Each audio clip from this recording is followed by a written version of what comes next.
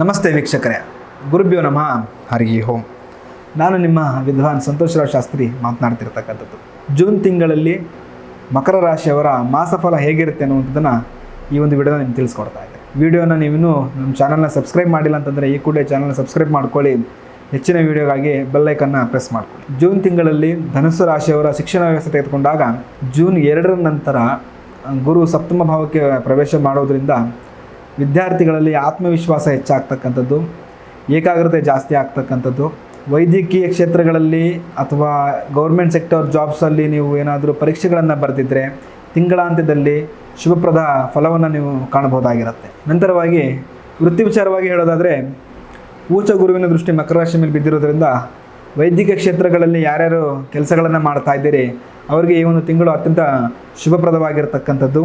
ಹಾಗೆ real estate business ಯಾರ್ಯಾರು ಮಾಡ್ತಾ ಇದ್ದೀರಿ ಅವ್ರಿಗೆಲ್ಲ ಒಂದು ಅಭಿವೃದ್ಧಿದಾಯಕ ತಿಂಗಳಾಗಿರುತ್ತೆ ಇದು. ಹಾಗೆ ಆನ್ಲೈನ್ ಉದ್ಯೋಗ, ಆನ್ಲೈನ್ ಮಾರ್ಕೆಟಿಂಗ್ ಆಗಿರ್ಬೋದು ಅಥವಾ ಡಿಜಿಟಲ್ ಮಾರ್ಕೆಟಿಂಗ್ ಕ್ಷೇತ್ರದಲ್ಲಿ ಕೆಲಸ ಮಾಡ್ತಕ್ಕಂಥವ್ರಿಗೆ ಒಂದು ಅತ್ಯಂತ ಶುಭದಾಯಕವಾಗಿರ್ತಕ್ಕಂಥ ಮಾಸ ಇದಾಗಿರುತ್ತೆ. ಹಾಗೆಯೇ ದಾಂಪತ್ಯ ವಿಚಾರವಾಗಿ ನೋಡೋದಾದರೆ ಗಂಡ ಹೆಂಡತಿರಲ್ಲಿ ಏನಾದರೂ ಭಿನ್ನಾಭಿಪ್ರಾಯಗಳಿತ್ತು, ಮನಸ್ತಾಪಗಳಿತ್ತು ಅಂತಂದರೆ ಈ ತಿಂಗಳು ಅದೆಲ್ಲವೂ ಕೂಡ ಸರಿ ಹೋಗುವಂಥ ಸಂಭವ ಇರುತ್ತೆ.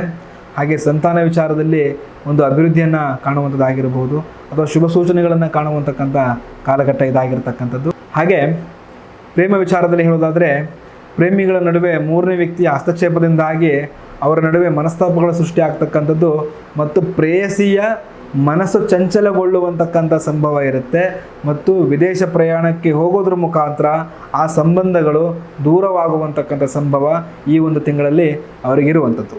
ಸಂಗಾತಿಯ ಮೇಲೆ ಅನುಮಾನ ಪಡೋದನ್ನು ಬಿಟ್ಟು ನೇರವಾಗಿ ಮಾತುಕತೆಗಳ ಮುಖಾಂತರವಾಗಿ ಸಂಬಂಧಗಳನ್ನು ವೃದ್ಧಿ ಮಾಡಿಕೊಳ್ಳೋದು ಬಹಳ ಒಳ್ಳೆಯದು. ಇನ್ನು ಆರೋಗ್ಯ ವಿಚಾರವಾಗಿ ಹೇಳೋದಾದರೆ ಮಕರ ರಾಶಿಯಲ್ಲಿ ಯಾರು ದೀರ್ಘಕಾಲದ ಒಂದು ಆರೋಗ್ಯ ಬಾಧೆಗಳಿಂದ ನೋವನ್ನು ಪಡಿತಾ ಇರ್ತೀರಿ ಅವರಿಗೆ ಈ ಒಂದು ತಿಂಗಳು ಮುಕ್ತಿ ಸಿಗುವಂಥ ಸಂಭವ ಇರುತ್ತೆ. ಹಾಗೆ ಆರೋಗ್ಯದ ವಿಚಾರದಲ್ಲಿ ಹುಡುಗಾಟಿಕೆಯನ್ನು ಮಾಡಲಿಕ್ಕೆ ಹೋಗಬೇಡಿ ಮತ್ತು ನೆಗ್ಲಿಜೆನ್ಸಿಯನ್ನು ತೋರಿಸ್ಲಿಕ್ಕೆ ಹೋಗಬೇಡಿ. ಯಾಕಂತ ಹೇಳಿದ್ರೆ ನಿಮಗೆ ಗುರು ಶ್ರೇಷ್ಠನಾಗಿದ್ರೂ ಕೂಡ ಅನೇಕ ರೀತಿಯ ಬಾಧೆಗಳನ್ನು ಕೊಡುವಂಥ ಸಂಭವ ಕೂಡ ಹೆಚ್ಚಿರುತ್ತೆ. ಹಾಗಾಗಿ ಆರೋಗ್ಯದ ಮೇಲೆ ಹೆಚ್ಚಿನ ಒಲವು ಮತ್ತು ಗಮನವಿರಲಿ. ಮಕರ ರಾಶಿಯವರ ಒಂದು ನೆಗೆಟಿವನ್ನು ಕಳ್ಕೊಳ್ಳಿಕ್ಕೆ ಪರಿಹಾರ ಮಂತ್ರ ಒಂದು ಶನಿಯ ಮಂತ್ರ ಪಾರಾಯಣ ಆಗಿರಬಹುದು, ಶನೀಶ್ವರ ದೇವಸ್ಥಾನಕ್ಕೆ ಹೋಗಿ ಸಂಜೆ ಹೊತ್ತು ಎಳ್ಳೆಣ್ಣೆ ದೀಪವನ್ನು ಹಚ್ಚೋದಾಗಿರ್ಬೋದು ಅಥವಾ ಕಪ್ಪು ಎಳ್ಳನ್ನು ದಾನ ಮಾಡುವಂಥದ್ದಾಗಿರ್ಬೋದು. ಮಾಡೋದರಿಂದ ನಿಮಗೆ ಒಂದು ಒಳ್ಳೆಯ ರೀತಿಯ ಬದಲಾವಣೆಗಳನ್ನು ಕಾಣ್ಬೋದು. ಇದಾಗಿತ್ತು ಮಕರ ರಾಶಿಯವರ ಜೂನ್ ತಿಂಗಳ ಮಾಸಫಲ. ವಿಡಿಯೋ ನಿಮಗೆ ಇಷ್ಟ ಆದಲ್ಲಿ ಈ ಚಾನಲ್ನ ಈ ಕೂಡಲೇ ಸಬ್ಸ್ಕ್ರೈಬ್ ಮಾಡಿಕೊಂಡು ವಿಡಿಯೋವನ್ನು ಆದಷ್ಟು ಜನರಿಗೆ ಶೇರ್ ಮಾಡಿ. ನಿಮ್ಮ ಜೀವನದಲ್ಲಿ ಗ್ರಹ ಸಂಚಾರದ ದೋಷಗಳ ಬಗ್ಗೆ ಆಗಿರ್ಬೋದು, ಪಿತೃದೋಷಗಳ ಬಗ್ಗೆ ಆಗಿರ್ಬೋದು, ಆರೋಗ್ಯ ಬಾಧೆಗಳ ಬಗ್ಗೆ ಆಗಿರ್ಬೋದು, ಶತ್ರು ಬಾಧೆಯ ಪ್ರಭಾವದ ಬಗ್ಗೆ ಆಗಿರ್ಬೋದು, ಕೃತ್ರಿಮ ವಾಮಾಚಾರ ಮಾಟಮಂತ್ರದ ದೋಷಗಳ ಬಗ್ಗೆ ಮಾಹಿತಿಗಳನ್ನು ತಿಳ್ಕೋಬೇಕು ಅನ್ನುವಂತಕ್ಕಂಥ ಕುತೂಹಲ ನಿಮಗಿತ್ತು ಅಂತಂದರೆ ಈ ಕೂಡಲೇ ಸ್ಕ್ರೀನಲ್ಲಿ ಕಾಣ್ತಿರ್ತಕ್ಕಂಥ ನಂಬರ್ಗೆ ಕರೆ ಮಾಡಿ ಗುರುಜಿಯವರೊಟ್ಟಿಗೆ ನೇರ ಸಂದರ್ಶನದ ಮುಖಾಂತರ ನಿಮ್ಮ ಸಮಸ್ಯೆಗಳಿಗೆ ಪರಿಹಾರ ಪಡ್ಕೊಳ್ಳಿ.